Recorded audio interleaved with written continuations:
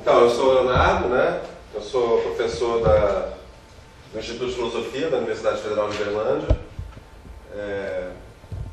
Eu fiz pós-doutorado aqui na Unesp, sob a supervisão do Alfredo, né, estudando principalmente neurociência afetiva. Né, e hoje eu tenho me dedicado mais ao estudo das relações entre transtornos psiquiátricos e suas bases neurofisiológicas, né? Trabalhando, sobretudo, aspectos comportamentais, né, que possam suscitar questões filosóficas. Né? Então, aí hoje eu preparei para vocês essa apresentação, transtornos de ansiedade como disrupção perceptiva, cognitiva e emocional. Eu fiz uma longa pesquisa usando o sistema PubMed, Medline, e nunca vi, né, até agora ninguém tratou ainda os transtornos de ansiedade como sendo uma disrupção perceptivo, cognitivo e emocional. Ou seja, uma disrupção que envolva ao mesmo tempo processos perceptivos, processos cognitivos e processos emocionais. Embora existam modelos para os transtornos de ansiedade, principalmente para o transtorno de pânico, que privilegiem, né, disrupções perceptivas, emocionais. Então eu estou vendo seu fundamento esse modelo, e aí vou apresentar para vocês o que eu preparei hoje, tá ok? Os transtornos de ansiedade. Os transtornos de ansiedade são os mais comuns dentre os transtornos psiquiátricos, né, em termos quantitativos. Além disso, a ansiedade faz parte dos conjuntos de critérios para a definição de inúmeros outros transtornos, como, por exemplo, os transtornos com sintomas psicóticos. A ansiedade sempre está entre os seus conjuntos de critérios diagnósticos. Os transtornos de adaptação ou ajustamento, grande parte dos transtornos somatoformes, alguns transtornos de personalidade e, dentre outros, grande parte dos transtornos alimentares, né? Especialmente o transtorno de compulsão alimentar periódica e a bulimia, já que a ansiedade não faz parte dos conjuntos de critério para a definição da anorexia nervosa, embora algumas das características da anorexia nervosa possam fazer parte dos conjuntos de critérios para a fobia social e transtorno obsessivo compulsivo, né? Ou seja, em princípio, a definição da anorexia nervosa não inclui a ansiedade como um dos seus conjuntos de critérios diagnósticos. No entanto, o comportamento presente na anorexia nervosa faz parte de alguns dos transtornos de ansiedade, ou seja, já existe uma relação forte desde as suas bases, né? Então, sem contar todos os transtornos que podem ter ansiedade entre seus critérios diagnósticos, estima-se que 12,5% da população mundial tem algum tipo de transtorno de ansiedade ao longo da vida, sem contar transtornos alimentares, psicóticos. Seja transtorno de pânico, transtorno de ansiedade generalizada ou sem especificação, o transtorno de estresse pós-traumático, o transtorno de estresse agudo, transtorno de ansiedade induzido por substância ou ainda o transtorno de ansiedade em virtude de uma condição médica geral. O grande sofrimento e o comprometimento funcional por todos esses transtornos gerados são algumas das razões pelas quais estão hoje entre os principais problemas de saúde pública, motivando a produção de milhares de artigos acerca de suas bases neurobiológicas, genéticas e evolutivas, assim como suas comorbidades mais comuns, manifestações sintomatológicas específicas e as inúmeras possibilidades de terapias psicofarmacológicas e psicológicas. Os psiquiatras e o Manual Diagnóstico e Estatístico de Transtornos Mentais, o DSM, costumam ser imprecisos na definição de ansiedade, quando as identificam com as sensações que acompanham, o que se deve precisamente a uma distorção de nossos sistemas neurais relacionados à percepção, à cognição e à emoção. Tal distorção está na base da antecipação, equivocamente catastrófica, de situações e eventos estranhos e desconhecidos, gerando mecanismos pessoais de esquiva e evitação, fóbica ou não, que na prática muito contribui para prejudicar o funcionamento global do indivíduo. É bem verdade que os padrões individuais de ansiedade variam amplamente. Como podemos distinguir uma ansiedade normal de uma ansiedade patológica, se a única possibilidade se deve ao diagnóstico clínico, com base na anamnese e no exame do estado mental, o exame psíquico? Costuma-se definir a ansiedade por 4 critérios básicos que foram definidos por Lewis em 1979. Primeiro, a ansiedade é um estado emocional e sua vivência patológica vem acompanhada de uma experiência subjetiva de medo ou outra emoção relacionada, como terror, horror, alarme, pânico. Segundo critério, ansiedade é uma emoção desagradável, e sua versão patológica vem revestida da sensação de morte ou colapso iminente. Terceiro critério, a ansiedade sempre direcionada em relação ao futuro. Na ansiedade está implícita a sensação de um perigo iminente. Não há um risco real, ou, se houver, a emoção na ansiedade patológica é desproporcionalmente mais intensa. Quarto, a ansiedade patológica sempre vem acompanhada de um desconforto corporal subjetivo. Sensação de aperto no peito, na garganta, dificuldade para respirar, fraqueza na perna e outras sensações subjetivas. A relevância de um estabelecimento claro acerca desses critérios decorre da necessidade de distinção entre processos normais e processos patológicos da vivência de estados de ansiedade. Afinal, a ansiedade é, até certo ponto, um estado afetivo normal e útil, sem o qual a espécie humana não estaria aqui hoje. Por quê? Trata-se de um sistema de alerta psiconeural que a evolução nos conferiu para estarmos atentos a perigos iminentes, de modo que possamos, assim, tomar as medidas e providências necessárias para lidar com ameaças potenciais ou reais. Sem essa habilidade psicológica, provavelmente a espécie humana estaria extinta, pois não teríamos instrumentos para lidar com o desconhecido e com os perigos. O medo é, até certo ponto, um estado afetivo normal e útil.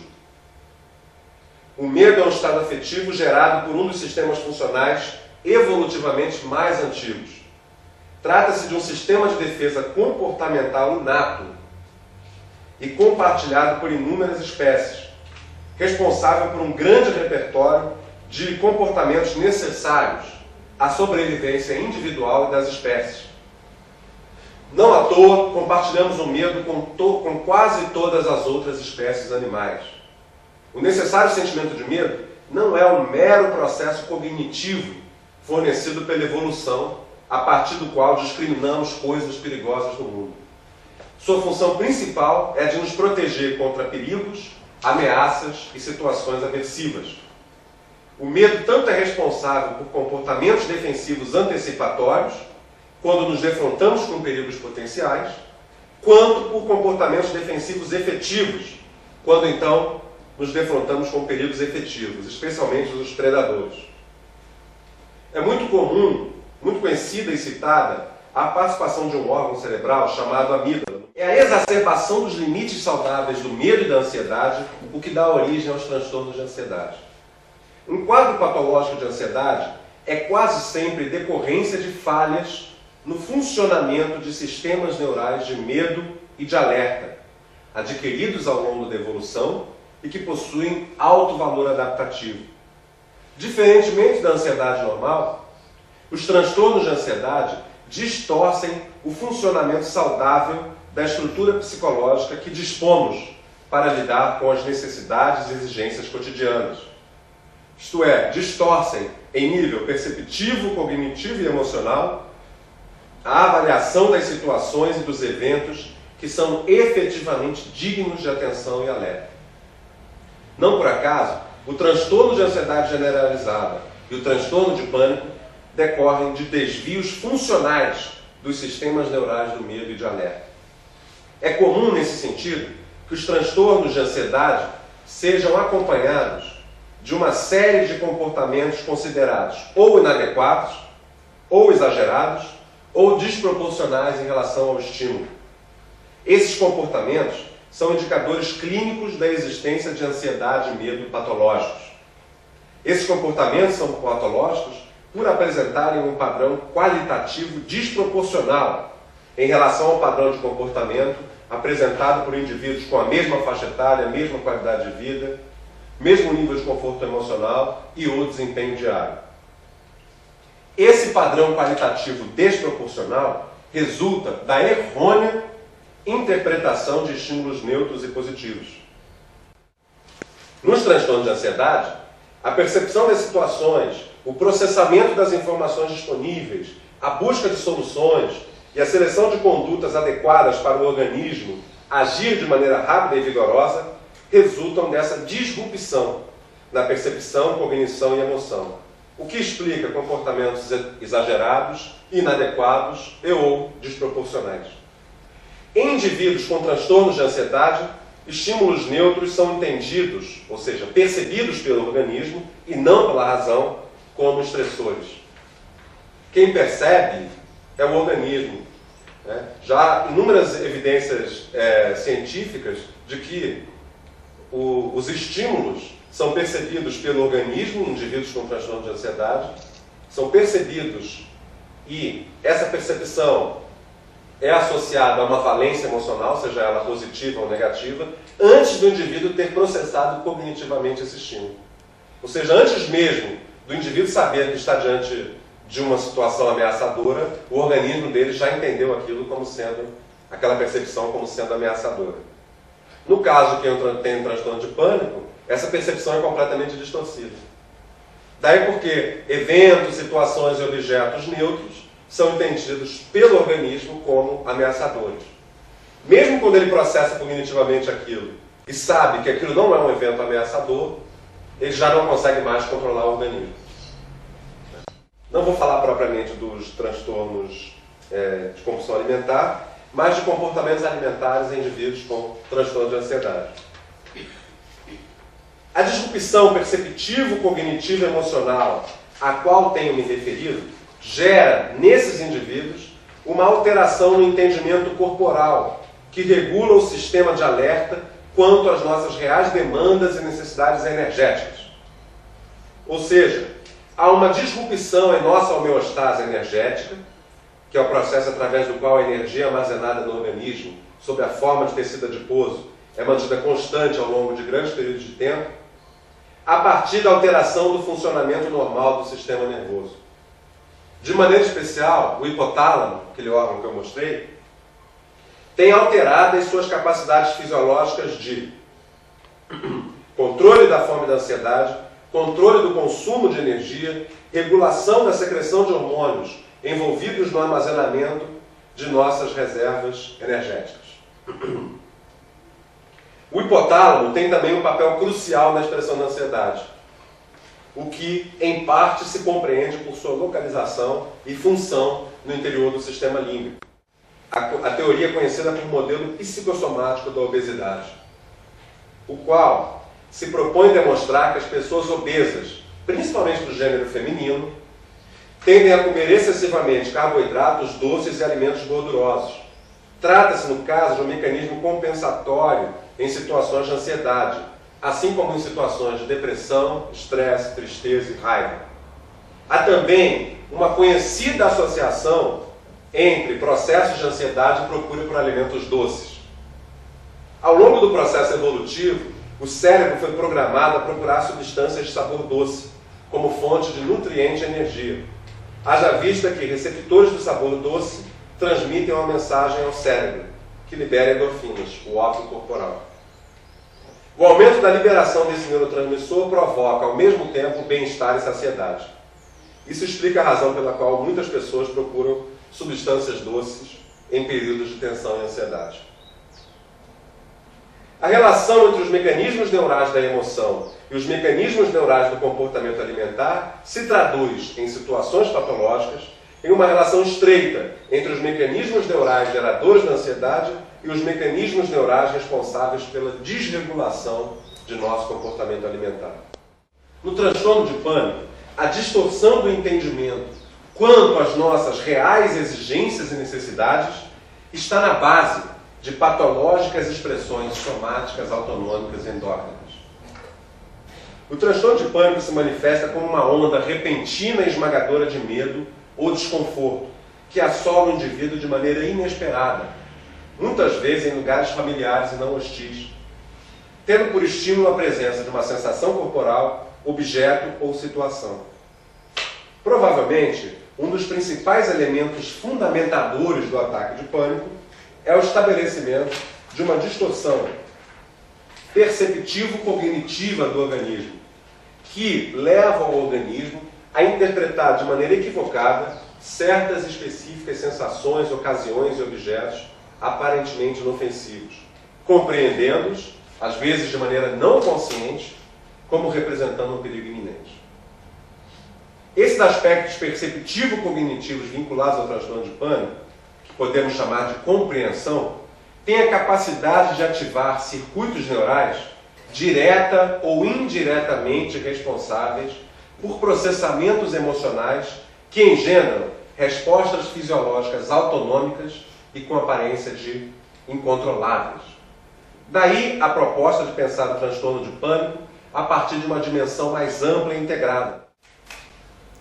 A hipótese neuroanatômica do transtorno de pânico de Gorman e seus colaboradores especifica o ataque de pânico a partir de sua origem em diversos pontos no tronco cerebral, os quais compreendem a transmissão serotonérgica, dopaminérgica e o controle respiratório. Isso aqui é o sistema serotoninérgico, a gente não precisa entrar muito em detalhes, mas envolve regiões do córtex frontal, do gânglio basal, sistema límbico, hipotálamo, ou seja, regiões responsáveis pelo processamento de emoções. Aqui é uma outra visão do mesmo sistema serotoninérgico. Aqui é aquela imagem que a gente já viu. Aqui também são regiões importantes no estudo do transtorno de pânico, o giro do símbolo, o corpo caloso, a amígdala, o hipocampo.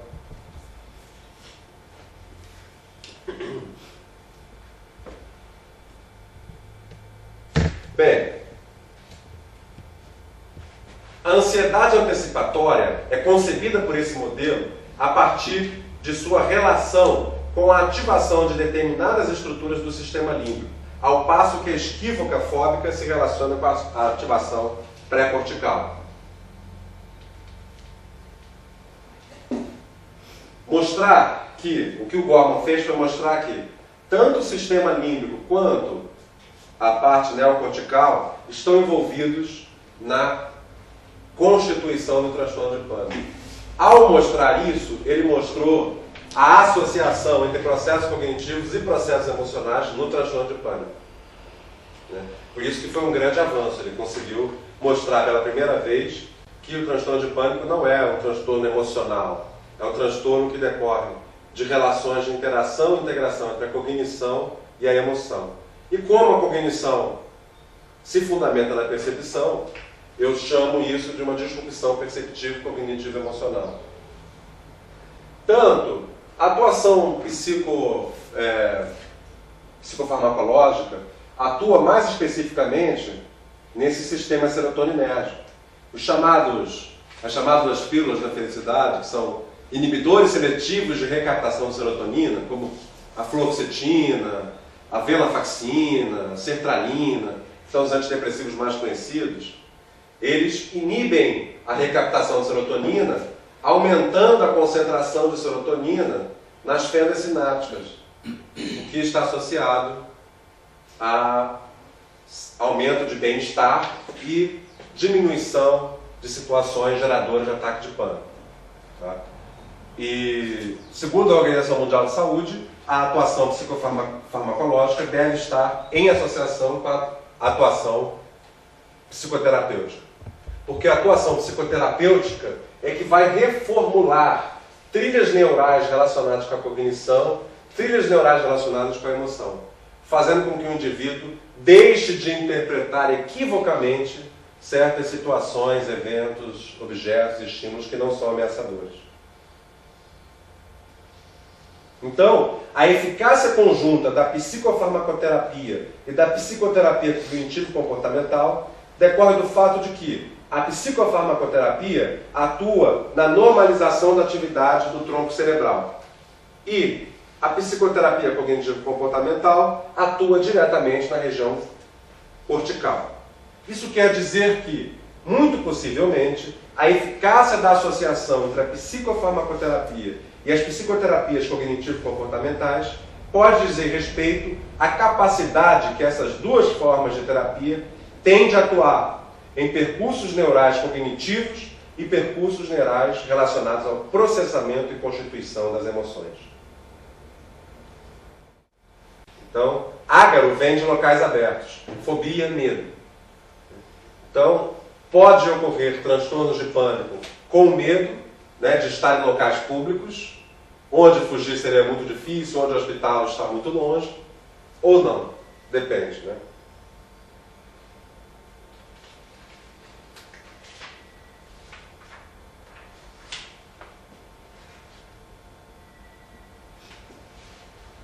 Então, o que acontece? Que o conjunto de respostas motoras e neurovegetativas, ou as respostas incondicionadas de medo, constituem essencialmente uma reação de defesa que acompanha os estados aversivos característicos do medo e da ansiedade. Ao lado do sistema neural que organiza respostas de medo inato, existe outro sistema neural, o das respostas condicionadas, também conhecido como sistema de inibição comportamental. Ambos os sistemas neurais têm sido incorporados de maneira muito eficiente por modelos cognitivo-emocionais. Temos também o modelo de Brandão. Brandão e seus colegas da USP, aqui acho que de Ribeirão Preto, que fundou um modelo para o qual eu digo que a grande pertinência desse modelo de Brandão consiste em reconhecer o sistema septo-hipocampal na detecção e avaliação perceptivo, cognitivo e emocional dos estímulos que recebemos, assim como na capacidade de conferir a natureza desses estímulos e, subsequentemente, estabelecer graus de conflito quando as informações são concorrentes e, nesse sentido, prejudicam a formulação de objetivos e planos de ação. Qual é a ação do sistema septo-hipocampal? Primeiro, esse sistema reduz certos efeitos da interferência produzida pela apresentação de situações ou estímulos novos no controle da memória. E, quando a predição e a situação real não se harmonizam, os mecanismos emocionais e cognitivos da memória passam a ser controlados pelo sistema septo-hipocampal. Então, eu estou mostrando modelos diferentes que, mesmo sem integrar percepção, cognição e emoção explicitamente, estão mostrando que, na verdade, os transtornos de ansiedade decorrem de uma disrupção perceptiva, cognitiva e emocional. Considerações finais. Os transtornos de ansiedade geram muito sofrimento e grande prejuízo para o funcionamento global do indivíduo. A ansiedade patológica faz parte do conjunto de critérios diagnósticos de inúmeros outros transtornos que também geram grande sofrimento e prejuízos pessoais, sociais e profissionais. Porque a ansiedade não só é o sintoma de todos os transtornos de ansiedade naturalmente, como também está na base de inúmeros outros transtornos psiquiátricos, como os transtornos psicóticos, somatoformes, parte dos transtornos alimentares, parte dos transtornos de humor. Lidar com esse castelo de Lego não é uma tarefa simples. E esse é apenas um dos mais desafios que trazem consigo as patologias que estão entre os principais problemas de saúde pública de nosso tempo.